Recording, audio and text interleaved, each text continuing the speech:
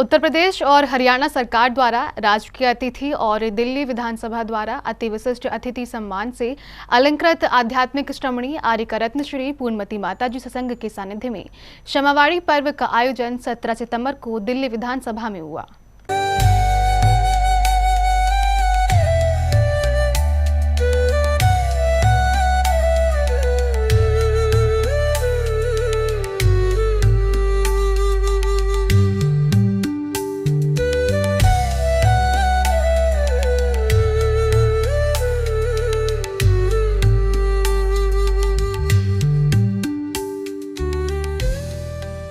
सत्रह सितंबर के दिन दिल्ली विधानसभा में क्षमावाणी के स्वर खूब गूंजे। दशलक्षण पर्व के समापन मेला में ये क्षमावाणी पर्व उत्तर प्रदेश और हरियाणा सरकार द्वारा राजकीय अतिथि और दिल्ली विधानसभा द्वारा अति विशिष्ट अतिथि सम्मान से अलंकृत आध्यात्मिक श्रमणी आर्यका रत्न श्री पूर्णमती माताजी सत्संग के सानिध्य में सानंद आयोजित हुआ।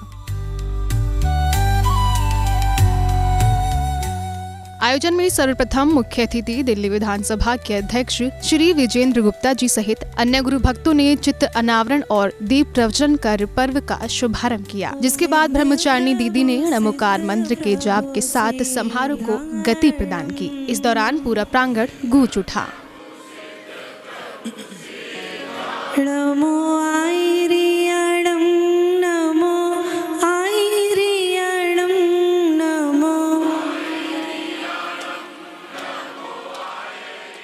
मंगलाचरण के बाद आगंतुक मुख्य अतिथि दिल्ली विधानसभा के अध्यक्ष श्री जिनेंद्र गुप्ता जी सहित अन्य गुरु भक्तों ने गुरु मां को शास्त्र भेंट किए और अपना नमन निवेदित किया।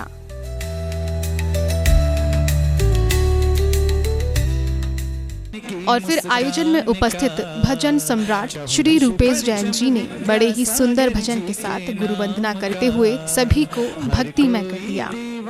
था जिनकी मुस्कान का गुरुवर नाम का है, गुरुवर नाम का। आयोजन में अग्रिम क्रम में मुख्य अतिथि दिल्ली विधानसभा अध्यक्ष विजेंद्र गुप्ता जी और विशिष्ट अतिथि दिल्ली विधानसभा उपाध्यक्ष श्री मोहन सिंह विष्ट जी का स्वागत अभिनंदन आयोजक समिति द्वारा किया गया।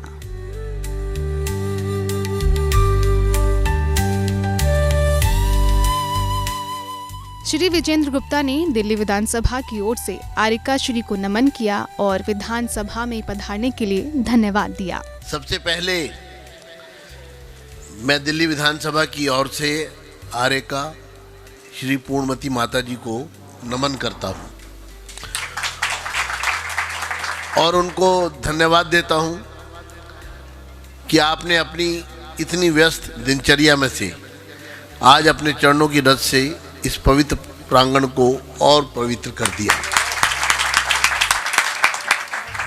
मुझे याद है जब श्री अविनाश जी और श्री संयम जी के माध्यम से आपके दिल्ली आगमन की शुभ सूचना मिली तो विधानसभा अध्यक्ष का पदभार ग्रहण करते ही अगले दिन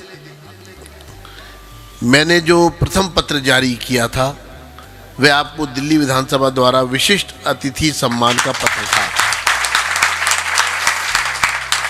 आपकी दिल्ली में ससम्मान पधारने का निमंत्रण भी भेजा था। क्षमावाणी पर्व ही वो माध्यम है जिसे स्वीकारने के बाद ही जीवन को सुगम बनाया जा सकता है। अपने और दूसरे के स्वास्थ्य को भी बेहतर बनाता है ये पर्व सभी समाज के लिए है। हमारी सोच में कहीं ना कहीं समय के साथ बहुत बड़ा अंतर आया है और उसका परिणाम हाई ब्लड प्रेशर है, शुगर है, कहते हैं सब टेंशन से होता है, क्योंकि जब ये विकार आते हैं तो साथ में टेंशन लाते हैं और आज लोगों का जीवन टेंशन से भरा है। तो मैं तो सबसे कहता हूँ इसका एक ही रास्ता है और वो है क्षमावाणी पर्व। क्षमा मांगने से कोई छोटा नहीं होता है, लेकिन आप देखिए अपने स्वास्थ्य के लिए भी और दूसरे के स्वास्थ्य के लिए भी अगर हम इस पर्व को अपने जीवन का हिस्सा बना लें सभी लोग, ऐसा नहीं भगवान महावीर के अनुयायियों के लिए पर्व है। ये किसने कहा है कि क्षमावाणी पर्व सिर्फ जैन समाज के लिए है? मेरा तो मानना है कि ये पर्व हर समाज के लिए है। समारोह में आगे समस्त प्रबुद्ध जनों ने गुरु माँ से मंगल देशना देने के लिए निवेदन किया, जिसे स्वीकार कर गुरु माँ ने दिल्ली विधानसभा में अपनी देशना से भक्तों को धन्य किया। गुरु माँ ने बताया कि किस प्रकार क्षमा हम सभी के लिए जरूरी है। हर तरह से लाभ पहुँचाती है ये क्षमा। जितनी जितनी ईर्ष्या हमारे भीतर में पैदा होती है, हम उतने ही आक्रामक होते चले जाते हैं, दूसरों को सताना शुरू कर देते हैं, और जो जितना औरों को सताता है वो स्वयं भी उतना ही दुखी होता है। इसीलिए क्षमा हम सब लोगों के लिए प्रासंगिक, आज के लिए, कल के लिए, कि पूरी जिंदगी के लिए बहुत ही ज़रूरी है। इसका शाब्दिक अर्थ भी यही है। क्ष यानी क्षय से, माँ यानी बचाने वाली माता, वो है क्षमा,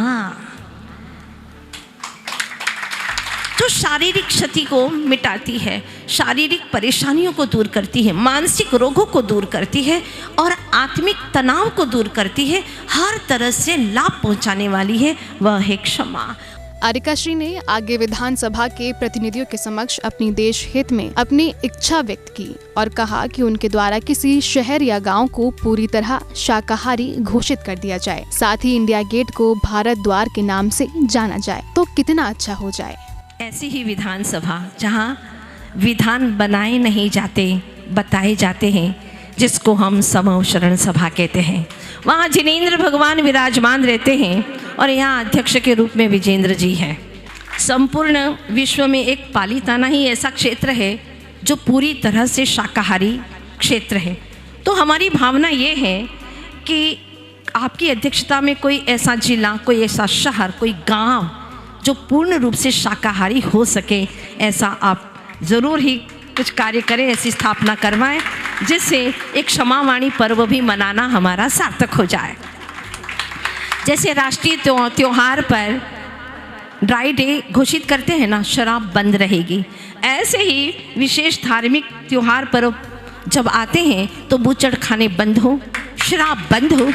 इससे हमारे देश में क्षमावाणी का संचार होगा। मेरी तो यही भावना है कि आप ये कार्य बहुत आसानी से कर सकते हैं। जब हम यहाँ पर दिल्ली आए तो रास्ते से आ रहे थे, कहा लोगों ने, माता जी ये इंडिया गेट है। मैंने कहा इंडिया गेट क्यों बोलती हो भाई, हम स्वतंत्र हो गए हैं, अब ये इंडिया गेट बोलना अच्छा नहीं लगता है। हाँ ठीक नहीं है, अगर भारत द्वार हो जाए तो कितना अच्छा हो जाए। बतौर विशिष्ट अतिथि कार्यक्रम में उपस्थित दिल्ली विधानसभा उपाध्यक्ष श्री मोहन विष्ट जी ने गुरु माँ को नमन किया और विधानसभा आयोजन के लिए विजेंद्र गुप्ता जी का धन्यवाद दिया और कहा कि आज नया इतिहास रच गया। श्री पूज्य विद्यासागर जी महाराज की सुयोग्य शिष्या मां स्वरूपी परम पूज्य आध्यात्मिक श्रीमणि आयकार रत्न श्री पूर्णमती माता जी सत्संग पावन के चरणों में सबसे पहले तो मैं सत नमन करता हूं, उनको प्रणाम करता हूं।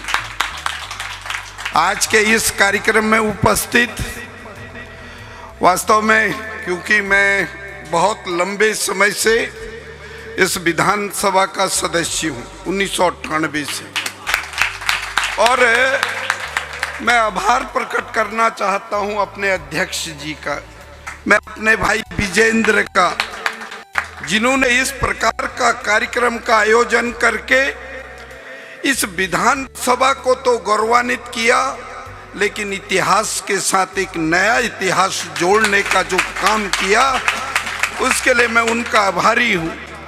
मैं आभारी हूं अपने सचिव महोदय रंजीत सिंह जी का। समारोह में आगे दिल्ली विधानसभा की ओर से अध्यक्ष श्री विजेंद्र गुप्ता जी ने गुरु माँ को आध्यात्मिक श्रमणी की उपाधि से अलंकृत किया एवं आचार्य श्री समय सागर जी महाराज की परम विदुषी शिष्या आर्का रत्न श्री पूर्णमती माता जी को क्षमावाणी पर्व पर दिल्ली विधानसभा अपने बीच पाकर अत्यंत प्रसन्नता का अनुभव कर रही है। अतः दिल्ली विधानसभा सादगी, सरलता और वात्सल्य की प्रतिमूर्ति परम विदुषी आर्का श्री जी को आध्यात्मिक श्रमणी की उपाधि से अलंकृत करते हुए गौरव का अनुभव करती है। विजेंद्र गुप्ता, विधानसभा अध्यक्ष दिल्ली। एक बार इसके साथ ही आयोजन में पधारे अन्य अतिथियों का स्वागत, आयोजक समितियों का स्वागत सम्मान, तिलक लगाकर, माला पहनाकर और स्मृति चिन्ह भेंट कर किया गया। जैन फोकस के लिए दिल्ली से ब्यूरो रिपोर्ट।